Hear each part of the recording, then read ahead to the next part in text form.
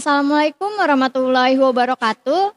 Halo, perkenalkan nama saya Elsa Nurfitriani Sutansi, mahasiswi di Universitas Sultan Ageng Tirtayasa jurusan Ilmu Hukum. Di sini saya ingin membahas terkait dengan kasus yang sedang ramai diperbincangkan di media sosial terkait dengan pelajar SMP yang ditemukan tewas mengapung di Sungai Kuranji. Dugaan sementara yaitu karena adanya penyiksaan dari aparat kepolisian. Kronologinya, pelajar kelas 7 SMP Afif Maulana berumur 13 tahun ditemukan tewas mengapung di aliran Sungai Kuranji tak jauh dari jembatan bypass kilometer 9 Kota Padang, Minggu 9 Juni 2024, sekitar pukul 11.55 waktu Indonesia bagian Barat. Afif dan beberapa rekannya dituduh akan tawuran yang berakibat mendapat tindak penyiksaan oleh anggota Sabhara Polda Sumbar yang berpatroli pada Sabtu 8 Juni 2024 malam hingga Minggu dini hari. Dalam rilisnya, LBH Padang menjelaskan bahwa Afif yang saat itu sedang berboncengan dengan rekannya, A, ditendang oleh anggota Sabhara yang menggunakan motor dinas berjenis KLX. Afif dan A pun jatuh terpelanting ke bagian kiri jalan. A lantas ditangkap dan dibawa ke Polsek Kuranji. Korban A dan korban-korban yang ditangkap lainnya diinterogasi. Bahkan korban A sempat ditendang 2 kali di bagian muka, disetrum, dan diancam apabila melaporkan kejadian yang dialami olehnya akan ditindaklanjuti. Rilis dari LBH Padang.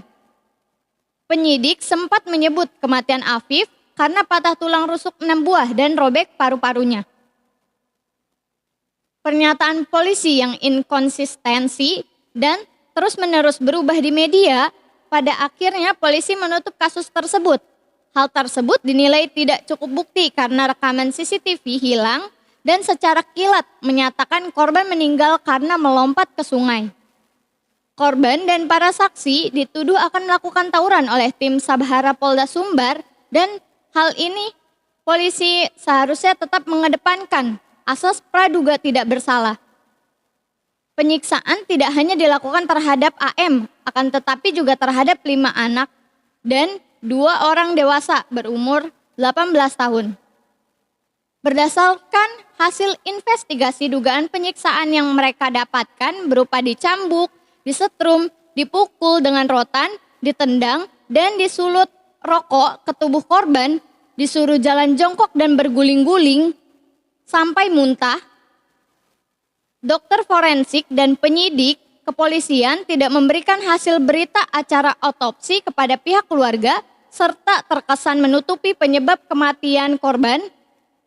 Tindakan intimidasi dan ancaman penyiksaan kepada para saksi jika memberikan keterangan terkait peristiwa penyiksaan ini, serta adanya statement ancaman dari Kapolda Sumbar yang ingin mencari pelaku yang memviralkan kasus ini. Dari temuan fakta tersebut, polisi diduga melakukan penyiksaan serta diduga berupaya melakukan tindakan obstruction of justice. Obstruction of justice diatur dalam pasal 221 KUHP yang lama dan dalam pasal 282 Undang-Undang Nomor 1 Tahun 2023 tentang KUHP yang baru yang berlaku 3 tahun sejak tanggal diundangkan, yaitu pada tahun 2026 nanti. Isi daripada pasal 221 KUHP yang lama berbunyi, diancam dengan pidana penjara paling lama 9 bulan atau pidana denda paling banyak 4,5 juta rupiah barang siapa dengan sengaja menyembunyikan orang yang melakukan kejahatan atau yang dituntut karena kejahatan atau barang siapa memberi pertolongan kepadanya untuk menghindari penyidikan atau penahanan oleh pejabat kehakiman atau kepolisian atau oleh orang lain yang menurut ketentuan undang-undang terus-menerus atau untuk sementara waktu diserahi menjalankan jabatan kepolisian. Barang siapa setelah dilakukan suatu kejahatan dan dengan maksud untuk menutupinya atau untuk menghalang-halangi atau mempersukar penyidikan atau penuntutannya, menghancurkan, menghilangkan, menyembunyikan benda-benda terhadap mana atau dengan mana kejahatan dilakukan atau berkas-berkas kejahatan lainnya atau menariknya dari pemeriksaan yang dilakukan oleh pejabat kehakiman atau kepolisian maupun oleh orang lain yang menurut ketentuan undang-undang terus-menerus atau untuk sementara waktu diserahi menjalankan jabatan kepolisian. Sedangkan dalam pasal 282 Undang-Undang Nomor 1 Tahun 2023 berbunyi, dipidana dengan pidana penjara paling lama 1 tahun atau pidana denda paling banyak kategori 3 yaitu 25 juta setiap orang yang menyembunyikan orang yang melakukan tindak pidana atau orang yang dituntut atau dijatuhi pidana, atau memberikan pertolongan kepada orang yang melakukan tindak pidana untuk melarikan diri dari penyidikan, penuntutan, atau pelaksanaan putusan pidana oleh pejabat yang berwenang. Dugaan kuat obstruction of justice terdeskripsikan dalam beberapa hal sebagai berikut. Yang pertama, error of omission dalam bentuk tidak memasangnya police line di tempat kejadian perkara, padahal peristiwa terjadi pada tanggal 9 Juni 2024. Police line diperkirakan baru dipasang oleh pihak kepolisian pada tanggal 28 Juni 2024 yang berjarak 19 hari pasca kejadian terjadi. Yang kedua yaitu error of commission ditemukan dalam bentuk melakukan perubahan lingkungan tempat kejadian perkara dengan dugaan pihak kepolisian mengeruk dasar sungai sehingga ketinggian air di lokasi AM ditemukan berubah dari yang tadinya 30 cm menjadi 1,07 meter. Yang ketiga yaitu memberikan pernyataan lisan kepada pers akan menutup kasus, padahal semua saksi-saksi yang mengetahui dan mengalami kejadian belum semuanya diperiksa. Di antaranya mereka yang diamankan di Polsek Kuranji. Yang keempat, merubah pernyataan dengan mengatakan bekas di tubuh korban adalah lebam mayat, lalu mengatakan kemungkinan trauma karena terjatuh dari motor dan terpeleset. Pernyataan yang berubah-ubah ini seolah-olah disengaja, padahal apa yang dialami oleh AM adalah trauma akibat kekerasan. Yang kelima, dokter forensik tidak memberikan berita acara autopsi kepada pihak keluarga. Yang keenam, penyidik perkara tidak membuka laporan dan memberi salinan autopsi kepada pihak keluarga.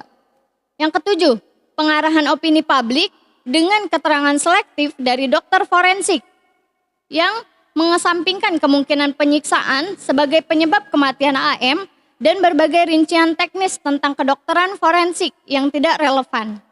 Yang kedelapan, menghalang-halangi penyebar luasan informasi dengan cara mengancam siapa yang menyebarkan atau memviralkan dengan menggunakan terminologi trial by the press. 9. Diduga menghilangkan jejak tentang apa yang terjadi lewat pernyataan bahwa rekaman CCTV di Polsek Kuranji tidak tersedia dengan berbagai alasan. Yang ke-10, Kapolda tergesa-gesa memberikan pernyataan pers akan menutup kasus AM dan bisa dibuka kembali ketika ada novum. Dalam pasal 28I Undang-Undang Dasar 1945 menegaskan bahwa setiap orang tidak berhak disiksa dalam kondisi apapun.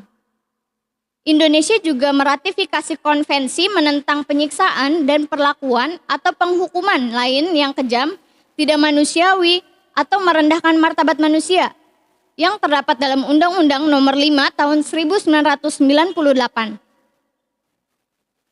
Dalam pasal 19 ayat 1 Undang-Undang Nomor 2 Tahun 2022 tentang kepolisian juga menegaskan dalam melaksanakan tugas dan wewenangnya, pejabat kepolisian negara Republik Indonesia senantiasa bertindak berdasarkan norma hukum dan mengindahkan norma agama, kesopanan, kesusilaan, serta menjunjung tinggi hak asasi manusia.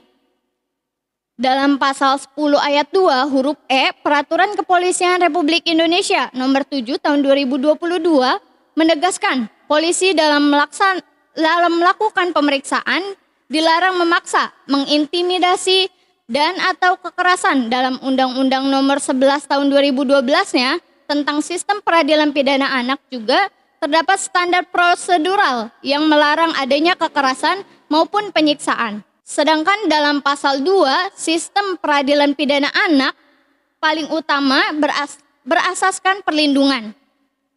Lalu pada pasal 3 juga dipertegas untuk diperlakukan secara manusiawi dan bebas dari penyiksaan, penghukuman, atau perlakuan lain yang kejam, tidak manusiawi, serta merendahkan derajat dan martabatnya. Mungkin itu terkait dengan kasus yang baru saja saya angkat. Selanjutnya, bagaimana pendapat kalian tentang kasus tersebut? Silakan boleh sampaikan pendapat kalian di kolom komentar. Terima kasih. Wassalamualaikum warahmatullahi wabarakatuh. ASP lapor,